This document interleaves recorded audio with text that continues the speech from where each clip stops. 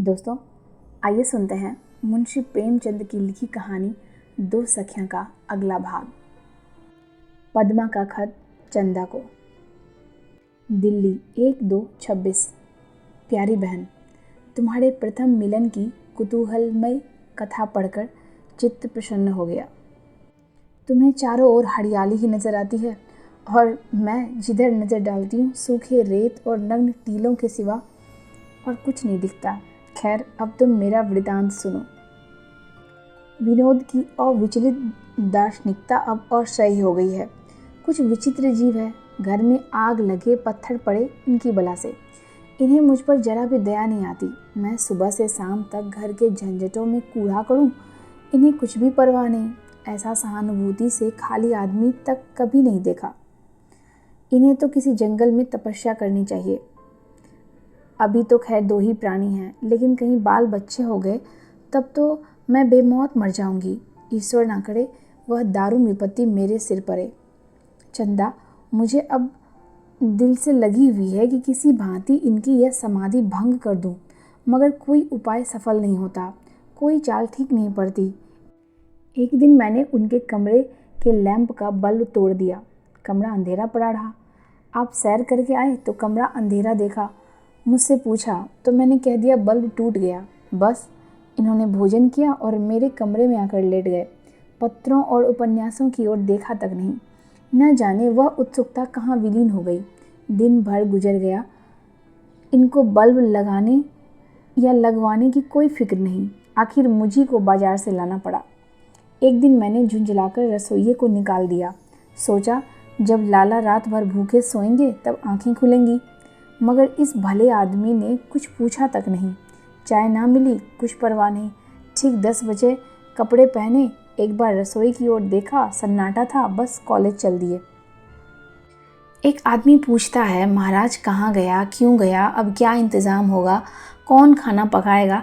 कम से कम इतना तो मुझसे कह सकते थे कि अगर तुम नहीं पका सकती तो बाजार से ही कुछ खाना मंगवा लो। जब वह चले गए तो मुझे बड़ा पश्चाताप हुआ। रॉयल होटल से खाना मंगवाया और बैडे के हाथ कॉलेज भेज दिया, पर खुद भूखी ही रही। दिन भर भूख के मारे बुरा हाल था। सिर में दर्द होने लगा।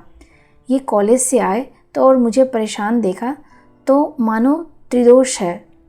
उसी वक्त एक डॉक्टर बुला भेजा। डॉक्टर आए, आंखें देखी, जबान देखी, हरारत देखी, लगाने की दवा अलग दी, पीने की अलग। आदमी दवा लेने गया, लौटा तो 12 रुपये का बिल भी था। मुझे इन सारी बातों पर ऐसा क्रोध आ रहा था कि कहाँ भागकर चले जाऊं। उस पर आप आराम कुर्सी डालकर मेरी चारपाई के पास बैठ गए और एक एक पल पर पूछने लगे जी कैसा है, दर्द कुछ कम हुआ। यहाँ मारे भूख के आंतें कुलकुला रही थी, दवा हाथ से छुई तक नहीं। आखिर झक मारकर मैंने फिर बैरे से खाना मंगवाया। फिर चाल उल्टी पड़ी। मैं डरी कि कहीं सवेरे फिर यह महाशय डॉक्टर को ना बुला ले। अपने पुराने महाराज को बेकसूर निकालकर दंड स्वरूप एक काठ के उल्लू को रखना पड़ा, जो मामूली चपातियां भी नहीं बना सकता। उस दिन से एक नई बला गले पड़ी। दोनों वक्त 2 घंटे इस महाराज को सिखाने में लग जाते हैं। इसे अपनी पाक कला पर ऐसा घमंड है कि मैं चाहूँ कितना बकूं, पर करता ये अपने मन की ही है। उस पर बीच बीच में मुस्कुराने लगता है, मानो कहता हो कि तुम इन बातों को क्या जानो, चुपचाप बैठी देखती जाओ। जलाने चली थी विनोद को, खुद ही जल गई। रुपये खर्च हुए सो हुए ही, एक और जंजाल में फंस गई। मैं खुद जानती हूँ कि विनोद का डॉक्टर को बुलाना या मेरे पास बैठे रहना केवल दिखावा था। उनके चेहरे पर जरा भी घबराहट ना थी, चित्त जरा भी अशांत न था। मैं नहीं जानती कि ऐसे पुरुष के पाले पड़कर तुम्हारी क्या दशा होती, पर मेरे लिए इस दशा में रहना असह्य है। मैं आगे जो वृतांत कहने वाली हूँ उसे सुनकर तुम मुझे कोसोगी, कलंकिनी कहोगी, पर जो चाहे कहो, मुझे परवाह नहीं। आज 4 दिन होते हैं मैंने त्रिया चरित्र का एक नया अभिनय किया। हम दोनों सिनेमा देखने गए। वहाँ मेरी बगल में एक बंगाली बाबू बैठे थे। विनोद सिनेमा में इस तरह बैठे थे मानो ध्यान अवस्था में हो, न बोलना न चालना। फिल्म इतनी सुंदर थी एक्टिंग इतनी सजीव कि मेरे मुंह से बार बार प्रशंसा के शब्द निकल रहे थे। बंगाली बाबू को भी बड़ा आनंद आ रहा था। हम दोनों उस फिल्म पर आलोचनाएं करने लगे। वह फिल्म के भाव की इतनी रोचक व्याख्या करता कि मन मुग्ध हो जाता। फिल्म से ज़्यादा मज़ा मुझे उनकी बातों में आ रहा था। बहन, सच कहती हूँ, शक्ल सूरत में वह विनोद के तलवे की बराबरी नहीं कर सकता, पर केवल विनोद को जलाने के लिए मैं उससे मुस्कुरा मुस्कुरा कर बातें कर रही थी। उसने समझा कोई शिकार फंस गया। अवकाश के समय बाहर जाने लगी तो मैं भी उठ खड़ी हुई, पर विनोद अपनी जगह पर ही बैठे रहे।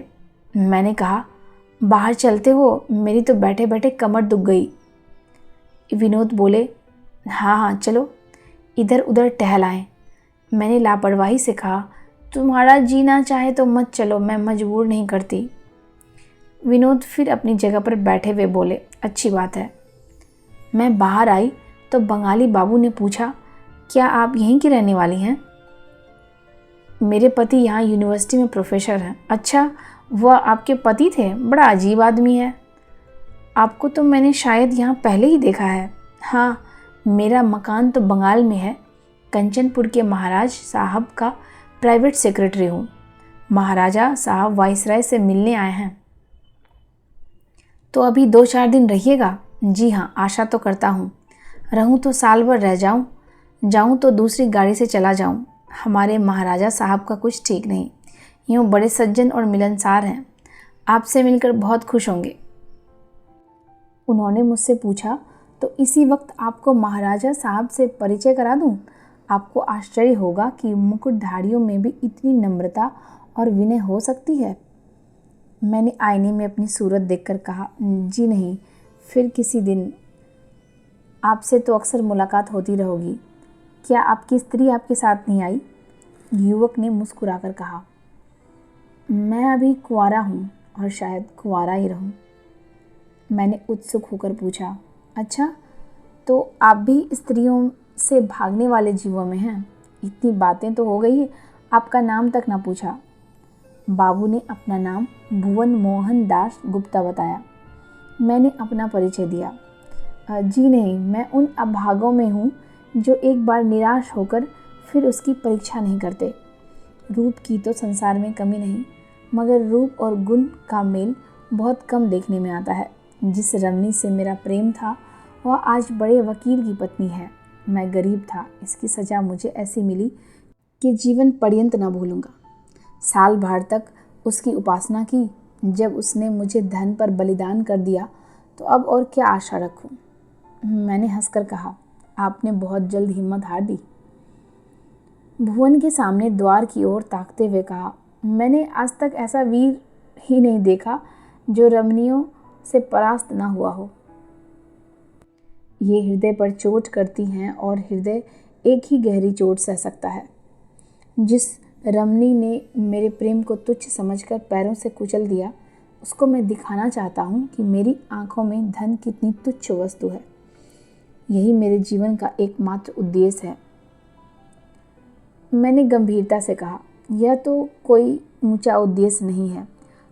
आप यह क्यों समझते हैं कि उसने केवल धन के लिए आपका परित्याग किया? संभव है इसके और भी कारण हो। माता पिता ने उस पर दबाव डाला हो, या अपने ही में कोई ऐसी त्रुटि दिखलाई हो जिससे आपका जीवन दुखमय हो जाता। आप यह क्यों समझते हैं कि जिस प्रेम से वंचित होकर आप इतने दुखी हुए, उसी प्रेम से वंचित होकर वह सुखी हुई होगी? संभव था कोई धनी स्त्री पाकर आप भी फिसल जाते। भुवन ने जोर देकर कहा, यह असंभव है, सर्वथा असंभव है। मैं उसके लिए त्रिलोक का राज्य भी त्याग देता। मैंने हंसकर कहा, हाँ, इस वक्त आप ऐसा कह सकते हैं, मगर ऐसी परीक्षा में पढ़कर आपकी क्या दशा होती, इसे आप निश्चयपूर्वक नहीं बता सकते। सिपाही की बहादुरी का प्रमाण उसकी तलवार है, उसकी जुबान नहीं। भुवन गहरे विचार में डूब गया। 1 मिनट के बाद उन्होंने सिर उठाया और बोले, मिसेस विनोद, आपने आज एक ऐसी बात सुझा दी जो आज तक मेरे ध्यान में आई ही ना थी। यह भाव कभी मेरे मन में उदय ही नहीं हुआ। मैं इतना अनुदार क्यों हो गया, समझ में नहीं आता। मुझे आज मालूम हुआ कि प्रेम के ऊंचे आदर्श का पालन रमणीय ही कर सकती है। पुरुष कभी प्रेम के लिए आत्मसमर्पण नहीं करता। वह प्रेम को स्वार्थ और वासना से पृथक नहीं कर सकता। अब मेरा जीवन सुखमय हो जाएगा। आपने आज मुझे जो शिक्षा दी है उसके लिए आपको धन्यवाद देता हूँ। भुवन इसी तरह बार बार मुझे धन्यवाद देते रहे और अपनी मूर्खता पर पछताते रहे। हमें इसकी सुध ही ना रही कि कब घंटी बजी, कब खेल शुरू हुआ। एकाएक विनोद कमरे में आए। मैं चौंक पड़ी। मैंने उनके मुख की ओर देखा, किसी भाव का पता न था। बोले, तुम अभी यही हो पद्मा? खेल शुरू हुए तो देर हो गई। मैं चारों तरफ तुम्हें खोज रहा था। मैं हकपकाकर उठ खड़ी हुई और बोली, खेल शुरू हो गया? घंटी की आवाज़ तो सुनाई ही नहीं दी।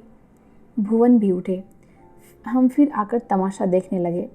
विनोद ने मुझे अगर इस वक्त दो चार लगने वाली बातें कह दी होती, उनकी आंखों में क्रोध की झलक दिखाई होती, तो मेरा अशांत हृदय संभल जाता, मेरे मन को ढाढ़स होती। पर उनके अविचलित विश्वास ने मुझे और भी अशांत कर दिया। बहन, मैं चाहती हूँ वह मुझ पर शासन करे। मैं उनकी कठोरता, उदंडता और बलिष्ठता का रूप देखना चाहती हूँ। उनके प्रेम, प्रमोद, विश्वास का रूप देख चुकी। इससे मेरी आत्मा को तृप्ति नहीं होती। तुम उस पिता को क्या कहोगी जो अपने पुत्र को अच्छा खिलाए, अच्छा पहनाए, पर उसकी शिक्षा दीक्षा में कुछ चिंता न करे? वह जिस राह पर जाए जाने दे, जो करे करने दे, कभी उसे कड़ी आंख से देखे तक नहीं। ऐसा लड़का अवश्य आवारा हो जाएगा।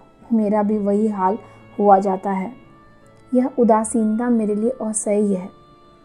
इस भले आदमी ने यहाँ तक यह भी न पूछा कि यह भुवन कौन है।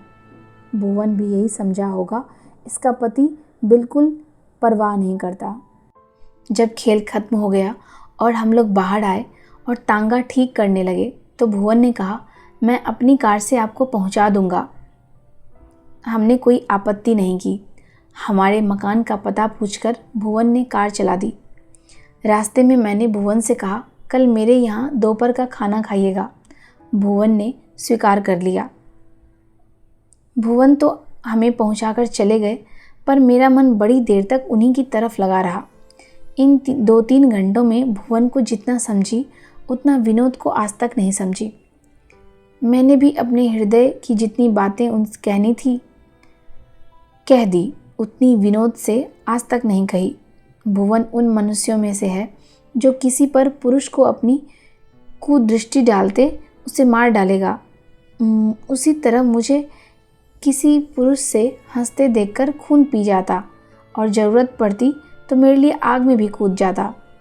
ऐसा ही पुरुष चरित्र मेरे हृदय पर विजय कर सकता है। मेरे ही हृदय पर नहीं, नारी जाति मेरे विचार से ऐसे ही पुरुष पर जान देती है। वह निर्बल है, इसलिए बलवान का आश्रय ढूंढती है। शायद मैं गलत भी हूँ। बहन, तुम अब उब गई होगी। खत बहुत लंबा हो गया, मगर इस कांड को समाप्त किए बिना नहीं रहा जाता। मैंने सवेरे से ही भुवन की दावत की तैयारी शुरू कर दी। रसोइया तो काठ का उल्लू है।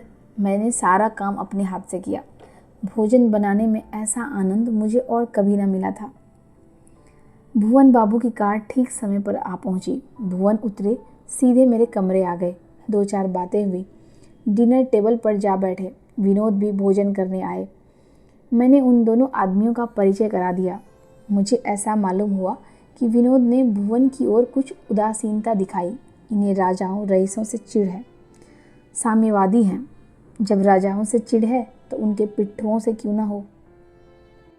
बातें होने लगी और भोजन के समय बातचीत की धारा घूमते घूमते विवाह और प्रेम जैसे महत्व के विषय पर आ पहुंची।